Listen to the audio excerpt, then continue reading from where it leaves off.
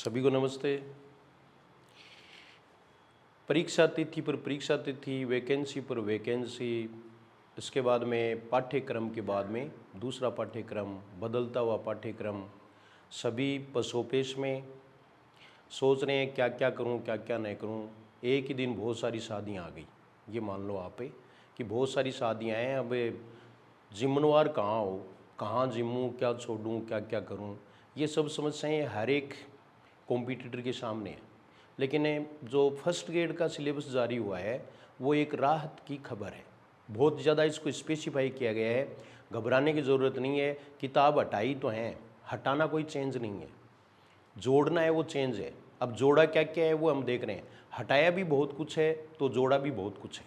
कुल मिलाकर के हम ये कह सकते हैं कि पहले वाला जो हिंदी का सिलेबस है, पाठ्यक्रम है, उसमें थोड़ा सा के हम ये कह सकते हैं कि पहले से ज़्यादा इसको स्पेसिफाई बनाया गया है, इसको ज़्यादा अधिक स्पष्ट किया गया है। ये अच्छी बात है। पहले हम ये सोचते थे कि भी किन किन कवियों को पढ़ें, कौन से लेखकों को पढ़ें, तो इन्होंने इस बार बिल्कुल स्पष्ट कर दिया है। ऐसा ही पाठ्यक्रम मैं आपके सामने लेके आया हूँ। सब ने विश्लेषण कर दिया, उसके बाद मैंने किसी का नहीं सुना, लेकिन मैं मेरे हिसाब से विश्लेषण कर रहा हूँ कि फर्स्ट ग्रेड में हिंदी में व्याख्याता में कौन कौन से टॉपिक जोड़े गए हैं, कौन से हटाए गए हैं। हटाए गए हैं उनका महत्व रहा ही नहीं, वो तो गए। जोड़ा क्या गया है, अब क्या है, उसका महत्व है। पहले से थोड़ी सी तुलना करेंगे तो हम प्रत्येक में थोड़ा कुछ न कुछ कम ही पाते हैं। बस ग्रेजुएशन जोड़ दिया, 12वीं 11वीं और 12वीं किताबें हैं वो हटा दी। कुल मिलाकर के सिलेबस कम हुआ मेरी दृष्टि से। वो कैसे कम हुआ इसका प्रूफ मैं अभी आपको दे रहा हूँ। ये देखिए आपके सामने है, सिलेबस पाठ्यक्रम है उच्च माध्यमिक स्तर। ये देखिए syllabus for examination for the post of lecturer school education, Hindi paper second. और इसमें देखिए आप उच्च माध्यमिक स्तर, संधि समास उपसर्ग प्रत्यय पहले भी थे अब भी हैं। यानी ये 4 टॉपिक हैं, वो हर एक परीक्षा में, इसमें कोई चेंज नहीं है। पर्यायवाची शब्द हैं, विलोम शब्द हैं, ये थोड़ा सा का भिन्न कर सकते हैं। अनेकार्थी शब्द थे, वाक्यांश के लिए सार्थक शब्द हैं, तो कोई चेंज नहीं हुआ। शब्द शुद्धिकरण, वाक्य शुद्धिकरण एज इट इज, कोई चेंज नहीं। हम पढ़ रहे हैं, पहले हमने पढ़ लिए, इसमें भी कोई चेंज नहीं, सेम। ये देखिए मुहावरे और लोकोक्तियाँ पहले भी थी अब भी हैं। अपठित गद्यांश, अपठित पद्यांश, बस इनका सीक्वेंस बदल दिया। पहले वो दे रखा था, अब ये इतने नंबर पर दे दिया। जनसंचार के प्रमुख माध्यम, तत्संबंधी लेखन एवं पत्रकारिता, यहाँ भी कोई दिक्कत नहीं है। कविता, कहानी, वार्ता, रिपोर्टाज एवं डायरी एज इट इज। बस थोड़ा सा ये परिवर्तन यहाँ देखना है। लेखन विषय, परिभाषा और तत्व है, थोड़ा सा स्पेसिफाई करना पड़ेगा। ज़्यादा नहीं है, बल्कि प्रश्न जो आएंगे उनमें थोड़ा सा परिवर्तन आ सकता है। ये खंड 1 में जो उच्च माध्यमिक स्तर का पहले अंक इन्होंने डिवाइड कर रखे थे, अब की बार इन्होंने अंक किसी भी पाठ्यक्रम में डिवाइड नहीं किए हैं। तो वो जाने, उनका काम जाने, लेकिन ये है महत्वपूर्ण।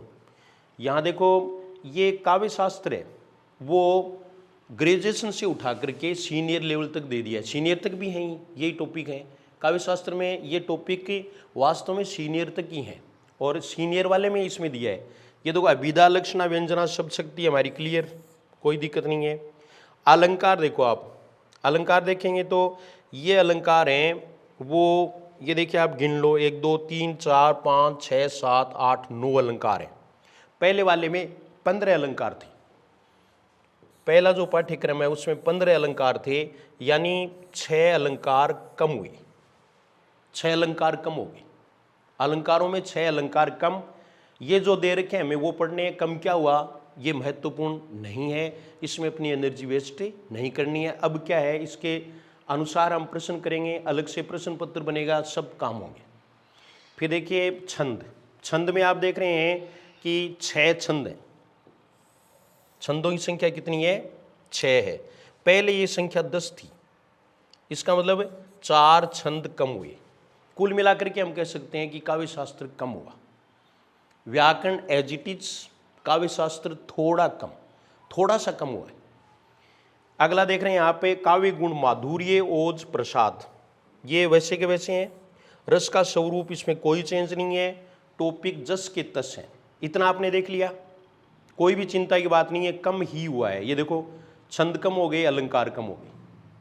फिर अगला देखिए आप, ये खंड दूसरा है, ये स्नातक स्तर का है, ये बढ़ा है पूरा का पूरा। सीनियर वाला है वो कम हुआ क्योंकि किताबें सारी हट गई हैं। कक्षा 11 और 12 की 8 किताबें पहले पाठ्यक्रम में थी, अब ये जो पाठ्यक्रम दिया गया है इसमें नहीं है अब तक। बाकी पता नहीं ये क्या चेंज कर दें, कैसे कर दें। अब कोई बार बार सिलेबस चेंज थोड़ी होता है, तो इसको ही मान करके हमें करना है। हिंदी साहित्य का इतिहास as it is same unit है, किसी प्रकार का कोई भी चेंज नहीं है। आदिकाल कोई चेंज नहीं है, ये कम हुआ। ये कम कैसे हुआ ये देखिए आप, फालतू पढ़ने वो कोई कितना भी पढ़ ले, हम उन्हें रोक थोड़ी सकते हैं। कोई कितना भी पढ़ा दे वो भी पढ़ा सकते हैं, उनकी कैपेसिटी चाहिए। लेकिन यहाँ जो है पाठ्यक्रम का भी कोई मतलब होता होगा। ये देखिए आप 2 बिल्कुल फिक्स कर दिए। पढ़ना है प्रमुख रचनाकार एवं रचनाओं का परिचय, लेकिन 2 चंद वरदाई और नरपति नालय पर विशेष ध्यान रखना है। औरों के बारे में बहुत कम, केवल सूचना मात्र। सूचना मात्र का जरूर ध्यान रखना पड़ेगा। भक्ति काल में देखो सामान्य परिचय, भक्ति का उद्भव, विकास और दार्शनिक पृष्ठभूमि एज इट इज, इसमें कोई चेंज नहीं है, नो चेंज, वैसा का वैसा। संत काव्य वैसा का वैसा है, बस कम कर दिया। 2 पर खास ध्यान रखना है, कबीर और दादू संत काव्य में, और वैसे भी ये प्रमुख हैं, इन पर ही हमने ध्यान ज़्यादा दिया था। सूफी काव्य वैसा का वैसा है, 2 तक सीमित, जायसी और मंजन। मंजन के बारे में थोड़ा और पढ़ना पड़ेगा।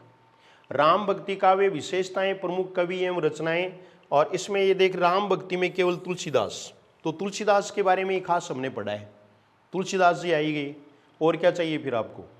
फिर ये देखो कृष्ण भक्ति काव्य है, विशेषताएं, प्रमुख कवि एवं रचनाएं, सूरदास, मीरा और नंददास, 3 ही प्रमुख हैं, तीनों दे दिए। अब तीनों के बारे में हमें पढ़ना है, अन्य के बारे में माथापच्ची नहीं करनी, वो कोरम पूरा नहीं करना, फॉर्मेलिटी पूरी नहीं करनी। बताओ पाठ्यक्रम है वो स्पष्ट हुआ कि नहीं हुआ। पाठ्यक्रम स्पष्ट हुआ है, मेरा स्पष्ट मत है कि पहले वाला जो पाठ्यक्रम है उससे कहीं बेहतर है ये पाठ्यक्रम, बहुत ही अच्छा पाठ्यक्रम है। आप ये कहेंगे कि भाई हम तो उससे पहले और ही कुछ पढ़ लिया, वो पढ़ लिया, अभी भी टाइम है, आप पढ़ सकते हैं। तो पाठ्यक्रम एक अच्छी खबर मेरी नज़र में। रीतिकाल में देखो रीति से तात्पर्य रीतिबद्ध, रीति सिद्ध, रीति मुक्त, ये पहले भी थे, एज इट इज, कोई चेंज नहीं। तत्कालीन काव्य की सामान्य प्रवृत्तियां हैं, विशेषताएं हैं, रचनाकार हैं, रचनाओं का परिचय है। देखो कितना कम कर दिया, बस देवभूषण बिहारी घनानंद, ये देवभूषण रीतिबद्ध, बिहारी रीति सिद्ध, घनानंद रीति मुक्त, कितना कम किया है ये देख सकते हैं आप। पढ़ने को फालतू कितने कवियों के बारे में आप जो एंड बैंड हैं, जिनके नाम ही हमने नहीं सुने और किताबों के नाम भी याद नहीं रहते हैं, वो प्रॉब्लम अब नहीं रहेगी। तो ये सारा हो गया। फिर अगला देखो आप आधुनिक काल। आधुनिक काल में कोई चेंज नहीं किया भाई, ये वैसा का वैसा ही है, लगभग वैसा, यानी कोई भी चेंज नहीं है। मेरे पास पहले वाला पाठ्यक्रम भी है, ये देखिए आप, ये पिछला पाठ्यक्रम है उसमें और इसमें कोई भी आधुनिक काल में कोई भी अंतर देखने को नहीं मिल रहा है। वही काव्य का विकास, समकालीन कविता, रचनाओं, उनकी प्रमुख रचनाओं का परिचय, ये as it is, no change, किसी प्रकार का कोई चेंज इसमें नहीं है। कुल मिलाकर के हमारा पाठ्यक्रम ये इतिहास वाला है वो कम हुआ है, हिंदी साहित्य का इतिहास, ये पाठ्यक्रम कम हुआ और स्पेसिफाई हुआ। तैयारी करने का आनंद आएगा, बस उनके बारे में थोड़ा ज़्यादा जानना होगा, थोड़ा गहराई में जानना होगा। स्नातकोत्तर स्तर देखो आप, पहले ही कम था और अब जस का तस रहा। केवल ये देखिए आप, मनोविश्लेषणवाद, मार्क्सवाद हटा, मनोविश्लेषणवाद लगाया, सेम ही बात है, कोई परिवर्तन नहीं है। अब मार्क्सवाद नहीं, हमें मार्क्सवाद नहीं पढ़ना है, वैसा का वैसा ही है। अब दुविधा या जो बत्ती बता रहे हैं, जो ज़्यादा बता रहे हैं, जो पाठ्यक्रम में अतिरेक या सरप्लस बता रहे हैं, उसकी चर्चा करने जा रहा हूं मैं। और वो पाठ्यक्रम वो कौन सा है, वो ये है, ये डरा रहा है हमें। कबीर ग्रंथावली, संपादक श्याम सुंदर दास, साखी गुरुदेव को अंग, इसकी तुलना हमें वरिष्ठ अध्यापक यानी सेकंड ग्रेड से कर सकते हैं। देखो आपके केवल एक ही अंग है गुरुदेव को अंग और पहले 5 पद हैं, इसका आप सेकंड ग्रेड से तुलना करो वो कितना ज्यादा है। ये गुरुदेव को अंग है, यहां ये 5 अंग है, यानी 4 अंग और है।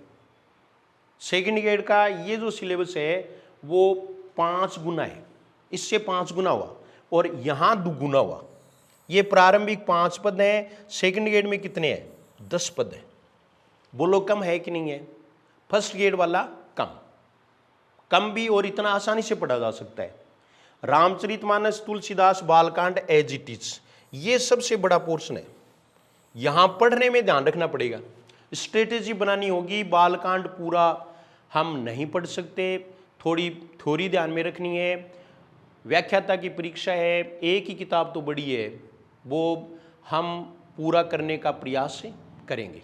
इसमें से मुख्य बातें किस प्रकार के प्रश्न आ सकते हैं, प्रश्न आएंगे। तो बालकांड है ये सबसे बड़ा टॉपिक इसमें मेरी नज़र में। फिर देखो बिहारी रत्नाकर, ये 5 दोए ज़्यादा, सेकंड ग्रेड में 20 दोए हैं।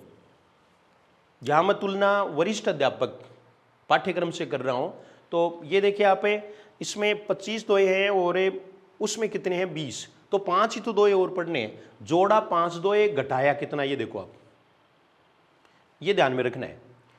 ये एक्स्ट्रा साकेत, मैथिली शरणगुप्त, केवल नवम सर्ग जो बहुत सरल है।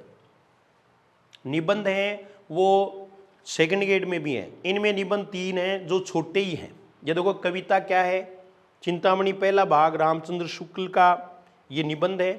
शीरीष के फूल, ये कल्पलता, हजारी प्रसाद द्विवेदी, 2 ही निबंध है बस। कविता क्या है, शीरीष के फूल, बस इतना ही तो है। ये 2 निबंध है जो पहले भी हमें, इनमें से एक तो ये तो पढ़ ही चुके पहले, ये तो किताब में था ही पाठ के रूप में। फिर कहानियां देखो, कहानियां हैं वो 3 हैं, तीनों ही कहानी ज़्यादा बड़ी नहीं है, छोटी है। कफन प्रेमचंद, पुरस्कार जयशंकर प्रसाद की, यही सच है मनु भंडारी की, बस 3 कहानियां हैं। हिंदी भाषा, उद्भव और विकास, बोलियां उपबोलियां, बहुत शानदार टॉपिक है। ये सेकंड ग्रेड से ये थोड़ा सा भिन्न है, बस बहुत आसान है। राजभाषा के बारे में हम और पढ़ेंगे कि हिंदी राजभाषा के रूप में कितने अनुच्छेद, कौन से अनुच्छेद में कौन सा प्रावधान किया गया है, ये सब बातें हमें केवल यहाँ देखनी है। बाकी सेकंड ग्रेड जैसा ही है, उद्भव और विकास केवल हिंदी भाषा का, अन्य का नहीं पढ़ना है, हिंदी भाषा का उद्भव और विकास। बोलियां और उपबोलियां किसकी, हिंदी की, हिंदी की बोलियां और उपबोलियां ये पढ़नी है। इसमें हम ये कह सकते हैं कि उपभाषाएं, बोलियां और उपबोलियां वो हमें 5 और 17 पढ़नी पड़ेंगी। 5 उपभाषाएं, 17 बोलियां और उनकी भी फिर उपबोलियां, ये सारा हमें पढ़ना है। देवनागरी लिपि सेकंड ग्रेड में भी है। देवनागरी लिपि में नाम ही लिखा है देवनागरी लिपि, ये थोड़ा सा अस्पष्ट है। देवनागरी लिपि किसे कहते हैं ये कोई प्रश्न नहीं है, बल्कि ये है कि देवनागरी लिपि का इतिहास कैसे है, ये स्टार्टिंग से लेकर के इनका विकास कैसे हुआ, लिपियों का पहले तो लिपियों का विकास कैसे हुआ, जैसे चित्रात्मक लिपि से लेकर के हम चलेंगे। अब जो लिपियां हैं वो ध्वन्यात्मक है, ध्वन्यात्मक में अक्षरात्मक और वर्णात्मक हैं, और देवनागरी लिपि है वो विशेष रूप से किस प्रकार की लिपि है ये हमें जानना है, उसकी विशेषताएं जाननी है, कमियां भी जाननी है, सुधार के लिए कौन से प्रयत्न किए गए, ये सब बातें लिपि में हम करेंगे। तो ये देवनागरी लिपि, ये ग्रेजुएशन वाला ही देख रहे हैं। ये हिंदी के संबंध में ये आपका पूरा हुआ पाठ्यक्रम। अब आपने देख लिया होगा, बहुत ही आसान है, बहुत कम समय में इसको कवर किया जा सकता है। वो कितने पाठ थे, आपने पाठ गिने थे क्या सीनियर की किताब में, जूनियर की किताब में? भले ही आपने पढ़ लिया हो, फिर भी वो परीक्षा में तो नहीं आएंगे।